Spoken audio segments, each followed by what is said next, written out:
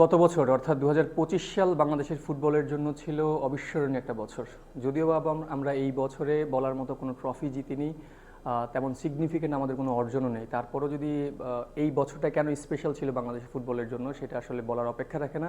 হামজা চৌধুরী, সুমিত সোম, ফাহমিদুলের মতো ফুটবলাররা ঠিক এই বছরটাই বাংলাদেশ দলে জয়েন করেছিলেন।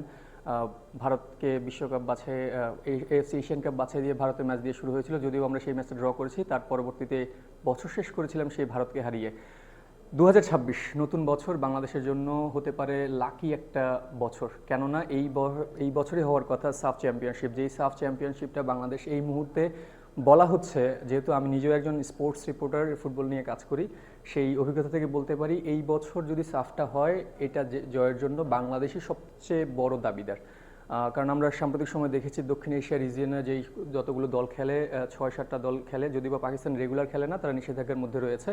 সেই জায়গায় একমাত্র প্রতিদ্বন্দ্বী বাংলাদেশের ছিল ভারত এবং মালদ্বীপ। কিন্তু মালদ্বীপের রিসেন্ট সময়ে যেই পারফরমেন্স আমরা দেখি, তাদের সিনিয়র প্লেয়ার, অনেকগুলো প্লেয়ার চলে যাওয়ার পরে সেই মালদ্বীপ দলটা আর আগের মতো নেই, যেই দলটাকে বাংলাদেশ আসলে খুব ভয় পেত বলা যেতে পারে। আর ভারত, আমরা যদি র্যাঙ্কিংও দেখি, র্যাঙ্কিংয়ে ভারত আমাদের থেকে বেশ এগিয়ে, কিন্তু দলের পারফরমেন্স, খেলাধুলার যে মান, সেই মানে ভারত কিন্তু অলরেডি পিছিয়ে পড়েছে। বিশেষ করে হামজা চৌধুরী আসার পরে আমরা দেখেছি দুটা ম্যাচে ভারত বাংলাদেশের সাথে খেলেছে, একটা ম্যাচেও আসলে তারা ডমিনেট করে খেলতে পারেনি, উল্টো বাংলাদেশ ডমিনেট করে খেলেছে। সেই জায়গায় ২০২৬ বাংলাদেশের জন্য লাকি চার্ম এই জন্য, কারণ এই বছরই সাফ রয়েছে। আর এই সাফটা যদি বাংলাদেশ জিততে পারে, ২০০৩ সালের পরে এসে আসলে দীর্ঘ সময় পর একটা ট্রফি যদি বাংলাদেশ জিততে পারে, বলার অপেক্ষা রাখে না। বাংলাদেশের ফুটবলে যে একটা সোনালি সময় ফিরে আসার একটা আভাস পাওয়া যাচ্ছে, সেটা একটা পূর্ণতা পাবে। তো ফুটবল ফ্যান বলেন অথবা ফুটবল সাপোর্টার বলেন, যেই আঙ্গিকে বলেন না কেন, ২০২৬-এর দিকে আমরা খুব অধীর আগ্রহে তাকিয়ে রয়েছি। আমরা খুব করে চাইবো ২০২৬ সালে সাফটা হোক, যদিও বা এখন পর্যন্ত কোনো ভেন্যু অথবা সূচি এখন পর্যন্ত চূড়ান্ত হয়নি।